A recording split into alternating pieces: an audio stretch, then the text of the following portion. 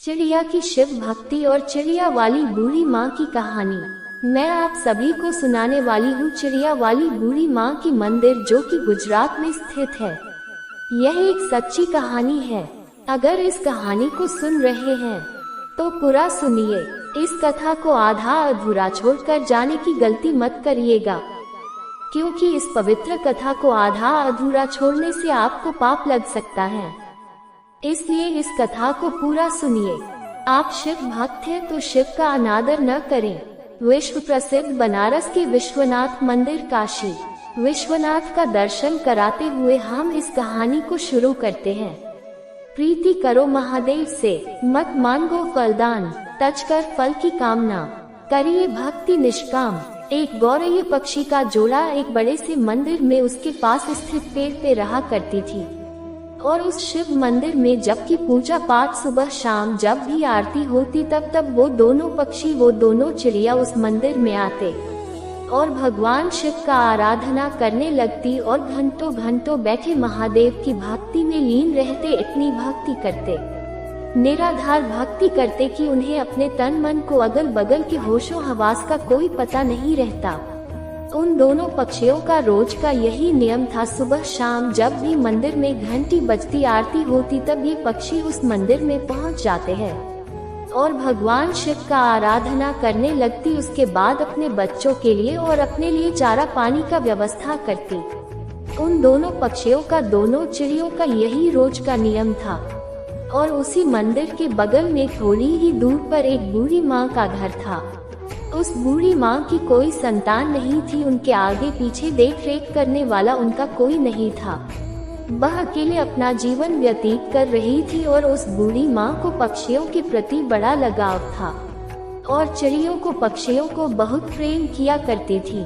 उनके लिए रोज नित्य प्रति अपने घर की छत पर पानी, दाना या सब चीजें डाला करती थी।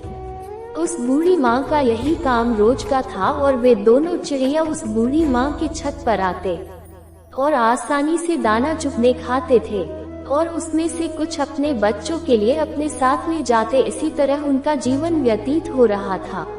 उस बूढ़ी माँ के कारण उन चिड़ियों का पेट भर रहा था और साथ ही वह आराम से निश्चिंत भगवान शिव का आराधना कर पा रही थी। अब इसी तरह दिन गुजर रहे थे। एक दिन की बात है, वह बूढ़ी माँ बीमार हो जाती है।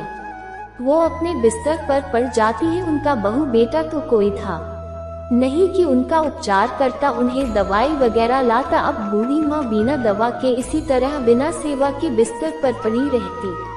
अब वो अपनी छत पर दाना पानी नहीं डाल पा रही थी। अब जब वह गौरैया पक्षी उस बूढ़ी माँ की छत पर दाना चुगने के लिए आते तो वह दाना पानी नहीं देखते हैं तो सोचते हैं कि बूढ़ी माँ कहाँ चली गई, दाना पानी क्यों नहीं डाल रही है। इसी तरह 2 दिन बीतते हैं, 3 दिन बीतते हैं। धीरे धीरे वह बूढ़ी माँ कमजोर होने लगती है। बिना दवाई दर्पण के एक दिन उनकी मौत हो जाती है। अब जब वो पक्षी देखते हैं कि बूढ़ी माँ का कोई पता नहीं चल रहा है और छत पर दाना भी नहीं डाला जा रहा तो वह घबरा जाते हैं और बहुत ही परेशान होते हैं।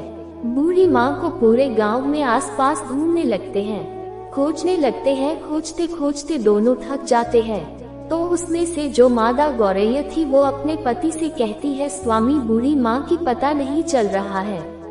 बूढ़ी माँ कहाँ चली गई? वो हमें दाना पानी दिया करती थी और अन्य पक्षी का देख रेख करती थी। वो कहाँ गई? हमने कितना उन्हें ढूंढा लेकिन वो मिले ही नहीं।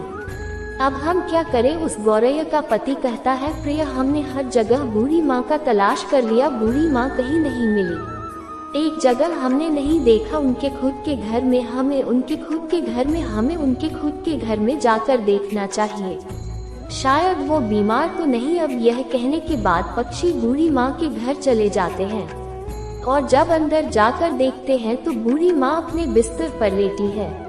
उनके शरीर में कोई हलचल नहीं है। उनके चेहरे पर, उनके बदन पर मक्खियाँ भिनभिना रही थी। वो पक्षी अपने पंखों के खड़खड़ाहट से हटाते हैं, बूढ़ी माँ को जगाने की कोशिश करते हैं लेकिन उनके शरीर में कोई हलचल नहीं। अब गौरैया के पति कहता है, प्रिय बूढ़ी माँ अब इस दुनिया में नहीं रही, उनकी मृत्यु हो चुकी है।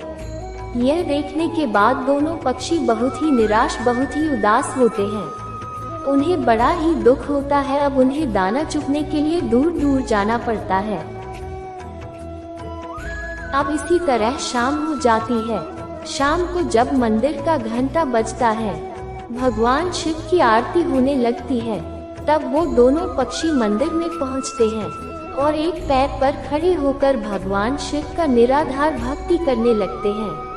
उनका जप करने लगते हैं। 1 घंटा बीतता है, 2 घंटा बीतता है, इसी तरह बहुत लंबा समय बीत जाता है। इसी तरह बिना खाए पिए लगातार महादेव का भक्ति करते हैं। ऐसा करते करते 1 महीना बीत जाते हैं। उन पक्षियों ने महादेव का भक्ति करना छोड़ा नहीं है। महादेव की भक्ति करते रहे। ये चीज देख के महादेव भोलेनाथ बड़े प्रसन्न होते हैं और उन पक्षियों को दर्शन देते हैं और कहते हैं कि ये गौरैया, तुम्हें क्या चाहिए? तुम जो मांगोगी मैं वो दूंगा। मैं तुम्हारी इस अखंड भक्ति से बड़ा ही प्रसन्न हूँ। छोटी सी जान होते हुए तुमने अपनी क्षमता से बाहर भक्ति किया है, इसलिए मैं बहुत ज्यादा ही प्रसन्न हूँ। तुम जो मांग दो मैं तुम्हें दूंगा। तब गौरैया ने कहा, हे प्रभु, हमें कुछ नहीं चाहिए, हमें बस एक चीज चाहिए। आप हमारी उस बूढ़ी माँ को, उस पुण्यात्मा को फिर से हमें लौटा दीजिए, उन्हें जीवित कर दीजिए, बस हमें यही चाहिए। भोलेनाथ ने कहा कि पक्षियों, यह सृष्टि का नियम है, अगर जो मर जाता है वो कैसे जीवित हो सकता है? मैं सृष्टि के चक्र में कैसे बाधा बन सकता हूँ? तुम और कुछ मामलों तक। उस चिड़िया ने कहा, नहीं भोलेनाथ, हमें कुछ नहीं चाहिए, हमें बस हमारी बूढ़ी माँ चाहिए और कुछ नहीं, आप हमें वापस कर दीजिए। तब भोलेनाथ ने कहा, पंछियों, अब वह बूढ़ी माँ का शरीर गल चुका है, उसमें से कीड़े निकलने लगे हैं, उनका शरीर क्षत विक्षत हो गया है, मैं उन्हें कैसे जीवित कर सकता हूँ? उनका शरीर ही ठीक से नहीं रहा तो उसमें प्राण कैसे डाले? तब वो दोनों पंछी, दोनों पति पत्नी हट करने लगते हैं और कहते हैं, प्रभु, आपने हमें वचन दिया था कि तुम जो मानोगे मैं दूंगा। तो प्रभु, आप अपने वचन से पीछे हट रहे हैं। भोलेनाथ, आप अपने वचन से फिर नहीं सकते हैं। तब महादेव ने कहा कि ये पक्षी तुम्हारे हर और आपने वचन के आगे में विवश हो। अब इस प्रकार भोलेनाथ ने और उस बूढ़ी माँ के क्षत विक्षत शरीर को सही किया, फिर उसने प्राण छोड़ दिया।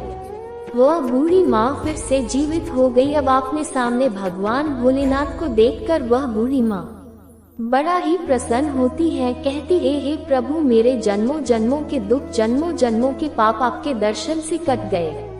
आपने मुझे दर्शन दिया। हे प्रभु, मैंने ऐसा क्या पुण्य किया था कि आपने मुझे जीवित कर दिया? तब भगवान शिव ने कहा, हे बूढ़ी माँ, तुम्हें मैंने तुम्हारे कारण नहीं जीवित किया है, मैंने तो तुम्हें उन दोनों पक्षियों के लिए जीवित किया है। उन दोनों पक्षियों ने मेरा निराधार भक्ति किया, दिन रात बिना अन्य पानी ग्रहण किए, मेरी पूजा की, एक पेड़ पर खड़ा होकर मेरा आराधना किया। इसी कारण मैंने उन्हें आशीर्वाद दिया, उन्हीं वजह से तुम आज जीवित हो।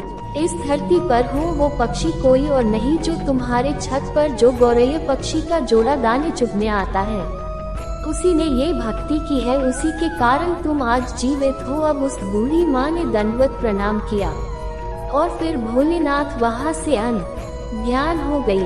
फिर वह बूढ़ी माँ फिर से आपने छत पर दाने डालने लगी, पानी रखने लगी और वह गौरैया पक्षी का जोड़ा उस माँ की छत पर आते और पानी पीते, दाना चुगते। तब उस बूढ़ी माँ ने उन गौरैया पक्षी से कहा है, पक्षियों, तुमने मुझे जीवन दान दिया है, भगवान भोलेनाथ का आराधना किया, अपना ध्येय न मान कर मेरे लिए मान गए। पक्षियों, मैं ये चाहती हूँ तुम मेरे घर पर ही वास करो और नित्य प्रति मेरी आँखों के सामने रहो। अब वह सुनने के बाद उस बूढ़ी माँ का प्रस्ताव वो दोनों पक्षी स्वीकार करते हैं और उस बूढ़ी माँ के घर आकर रहने लगते हैं। इसी प्रकार दिन बीतने लगते हैं और उस बूढ़ी माँ की चर्चा गांव गांव में फैलने लगता है, दूर दराज तक होने लगता है कि बूढ़ी माँ है जो मर के जीवित हो गई और उनमें अजीब सी शक्ति आ गई है।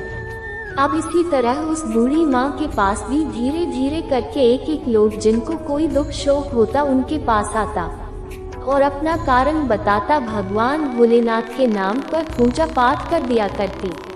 तब उन लोगों का दुख दूर हो जाया करता। धीरे धीरे लोग ठीक होने लगे।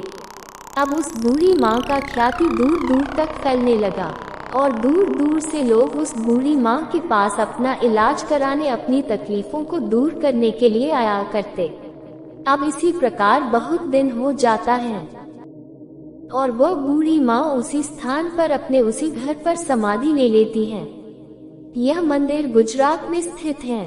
चिड़िया वाली बूढ़ी माँ के नाम से वह मंदिर जाना जाता है। उस मंदिर पर आपको गौरैया पक्षी का जोड़ा हमेशा देखने को मिलेगा। और दोस्तों, उस मंदिर की बहुत दूर दूर तक ख्याति है। लोग कहते हैं किसी को भी कोई तकलीफ रहता है, कोई शारीरिक कष्ट रहता है, कोई रोग रहता है, तो वहां जाकर भक्ति करने पर, पूजा पाठ करने पर वो तकलीफ व रोग ठीक हो जाता है। एक गौरैया पक्षी ने उस बूढ़ी माँ को कैसे अपने अखंड भक्ति से जीवित कर दिया। भोलेनाथ की कृपा से ही वह बूढ़ी माँ जीवित हो गई। वह बूढ़ी माँ लोक कल्याण करने लगी। दोस्तों, हमें इस कहानी से एक सीख मिलती है। हमें कभी किसी दूसरे के ऊपर निर्भर नहीं रहना चाहिए। जब तक बूढ़ी माँ जीवित थी, वो दोनों पंछी उस माँ पर आश्रित थे। उनके मरने के बाद वो दोनों पंछी तिलमिलाने लगे कि हमें भोजन कहाँ से मिलेगा। अब इसी कारण कष्ट होने लगा, क्योंकि उन्हें आदत नहीं था। दूर दराज से भोजन खोजने पर उन्हें रखा रखाया मिल जाया करता था। इसलिए कभी भी कठिन परिस्थितियां आने पर हमें अपने आप को तैयार रखना चाहिए। हमें किसी अन्य के भरोसे पर नहीं रहना चाहिए। आज वह व्यक्ति मेरे लिए है, कल नहीं रहेगा, तो मैं अपने आप को कैसे संभाल सकते हैं। यह सोचना चाहिए कि हम अगर भगवान का सच्चे मन से निराधार भक्ति करेंगे तो हमें उस भगवान का दर्शन जरूर होगा, तो हमारे पाप जरूर कटेगा, हमारा दुख जरूर दूर होगा।